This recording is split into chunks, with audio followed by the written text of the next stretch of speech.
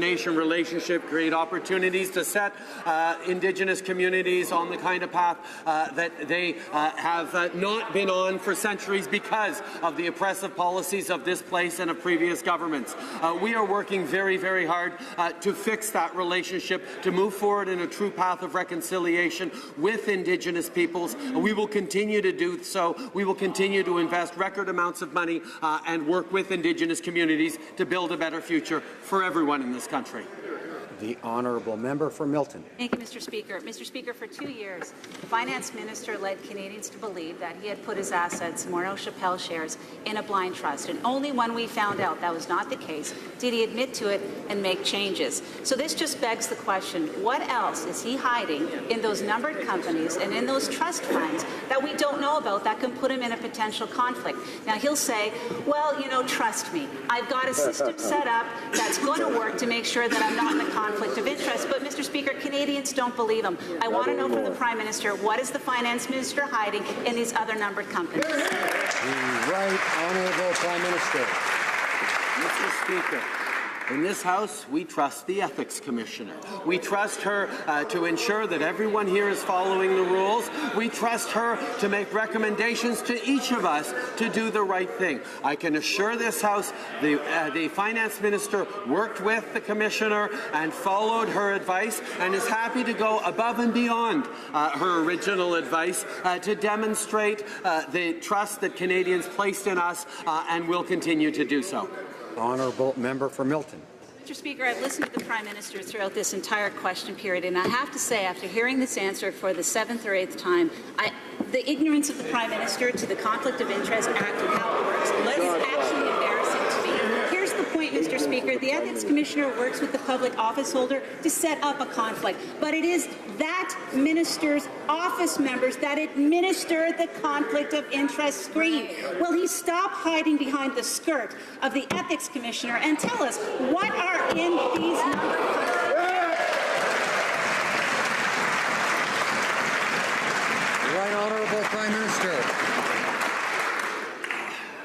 Mr. Speaker, leaving aside that unfortunate characterization of the wardrobe of the Conflict of Interest and Ethics Commissioner, I say that it is important that everyone in this House can work with and have confidence in the Ethics and Conflict of Interest Commissioner. This is something that protects us. Obviously, the opposition's job is to try and attack the government, and that's fine. But we all need to know that the Conflict of Interest and Ethics Commissioner is there to protect us all, and she does an excellent job of that. The honourable member for Beauce. Thank you, Mr. Speaker. The opposition's work is to ensure that the Minister of Finance is not in a conflict of interest and represents all Canadians. In the Devoir today, they speak about how the Prime Minister continues to protect the Minister of Finance in his conflict of interest. If the Prime Minister cares so much about ethics, why does he not ask his Minister of Finance to disclose all his assets and all his numbered companies so that Canadians will be able to see the kind of conflict of interest that this Minister of Finance finds himself in? The Right Honourable the Prime Minister.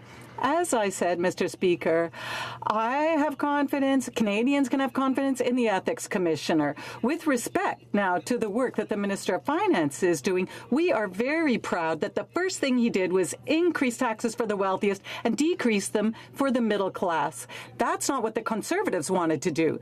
The Conservatives always wanted to provide advantages to the wealthiest to create economic growth, but it didn't work, and it didn't work for 10 years. We prefer to invest in the middle class and those working hard to join it. And that delivered. It delivered extraordinary results over the past 2 years. Canadians will continue to put their confidence in us.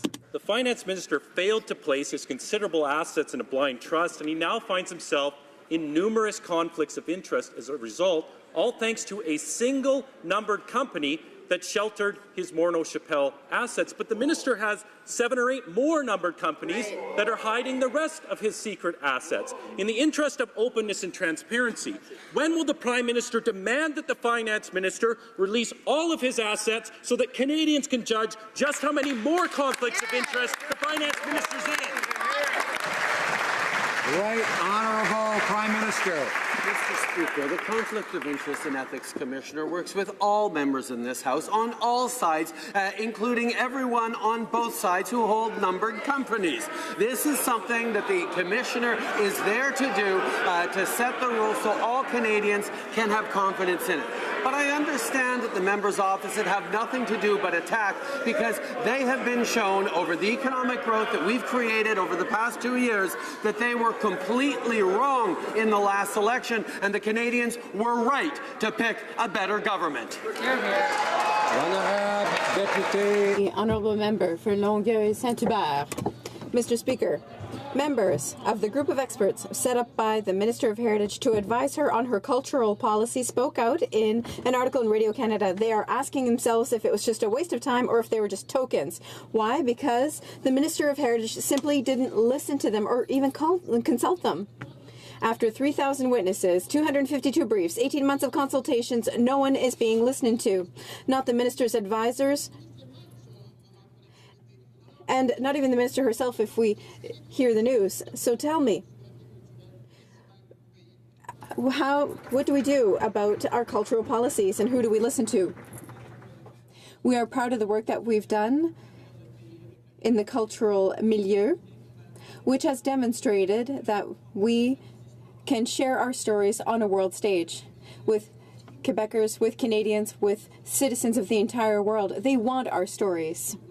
Investments have been made in order to invest in our productions, our creative work, in our cultural milieu. That's exactly what it takes to be competitive in the 21st century in the digital era. The member for Sherbrooke. The Prime Minister is turning a deaf ear.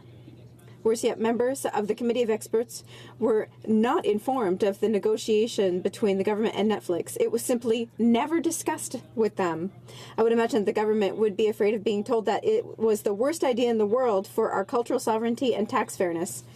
Experts have been clear. Big web-based companies must follow the same rules as Canadian businesses. No free pass. It's simple. Why did the minister set up a committee of experts and conduct consultation if he was just going to ignore them at every turn? The Right Honourable Prime Minister. What we heard, Mr. Speaker, from the committee of experts is that producers, creators in Canada are extraordinary, and they deserve to have more platforms to share their productions throughout the entire world in the digital era. That is exactly what we wanted to do. That is why we went to find investments in order to create more jobs and have more productions here in Canada in order to be able to promote our culture throughout Canada, but throughout the entire world. We are confident, we are proud of the new national digital era. That's what our producers wanted. Nope. Mr. Speaker, this government has a lot to be proud of, including the Canada Child Benefit. Under the Conservatives, families got the same whether they earn $25,000 a year or $2.5 million, and that isn't right.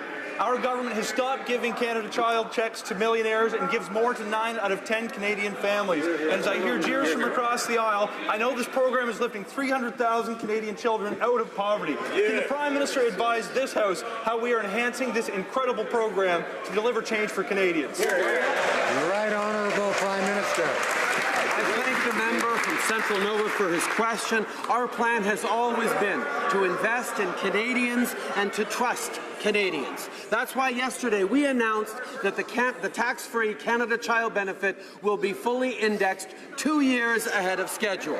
That'll mean that for a single mother making $35,000 with two children, her benefit will increase by over $500 in 2019-2020. This is what we can do when we stay focused on and invest in the middle class and those working hard to join it. Honourable Member for Richmond Arthabaska. Mr. Speaker, in 2016, the Minister of Finance tabled Bill C-27, an act to amend the Pension Benefits Standards Act. And, funny coincidence, Mona Chappelle immediately saw an additional profit of $2 million. My question is very simple. I would like people who are listening to us on social media get a simple answer to an extremely simple question. When will the Prime Minister demand transparency from his Minister of Finance in order to make sure that he stops deceiving the Canadian public. On the contrary, it is the opposition that is making misleading insinuations. There is no conflict of interest. The minister followed the advice of the commissioner, namely by creating a wall, which, according to the commissioner, was the most effective measure. The minister followed the rules. He respected that screen, and nothing went against Bill C-27. The honourable member for Richmond Arthabaska. All the members here in the House in 60 days had to declare their assets, but it took the Minister of Finance 2 years. What's happening here is the Prime Minister is trying to distract away from the Minister of Finance's conflict of interest situation, but the facts are there. The bill helped the Minister of Finance's own company, Morneau Shepell. Simple question for the Prime Minister. Was the Prime Minister aware that Bill C-27 was going to benefit Morneau Shepell, the Right Honourable Prime Minister? Again, Mr. Speaker, I understand that the opposition is just doing their job. It's their job to try and attack the government. But the reality is that we have an Ethics and Conflict of Interest Commissioner that makes sure that all the members of this Parliament follow the rules and that they listen to her advice. That is exactly what the minister did. I understand that they are trying to divert the attention away from economic growth and the money that we've put back into the pockets of the middle class, but it won't work. Mr. Speaker, it's clear that Morneau Shepell and the Finance Minister will benefit from Bill C-27. And although, as we all know, the Prime Minister is a very fine and a very gifted dramatic performer, his let's just blame the Ethics Commissioner shtick is not passing the muster test. Mr. Speaker, the Prime Minister needs to be clean with Canadians. When did he find out that the Minister of Finance would benefit from Bill C-27? Right Honourable Prime Minister.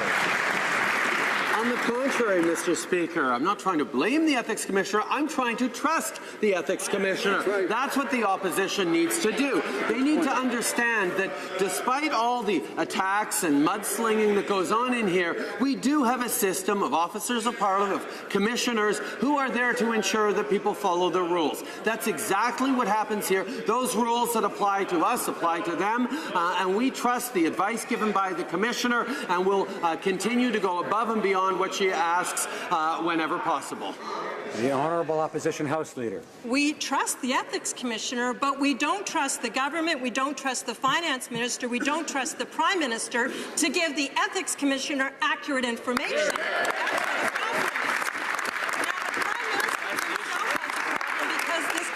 Of interest is ultimately his responsibility. He either knew that the Finance Minister was making $65,000 a month off of this and he didn't care, or he didn't know, which means can he trust the Finance Minister's judgment and ethics? So again, when did the Prime Minister find out that the Finance Minister was making money off of C-27? Right Honourable Prime Minister. Again, I kind of feel bad for the Conservatives right now. They put forward an economic plan 2 years ago that completely failed. They attacked us non-stop for wanting to put more money in the pockets of the middle class, for wanting to invest in our communities, for wanting to support people working hard to join the middle class, and they didn't believe that doing this would actually grow the economy. But it did, and it has. We have created economic growth by doing exactly what we said, put money in the pockets of the Canadians who need it. And we're going to continue doing that, much to the despair of the poor Conservatives.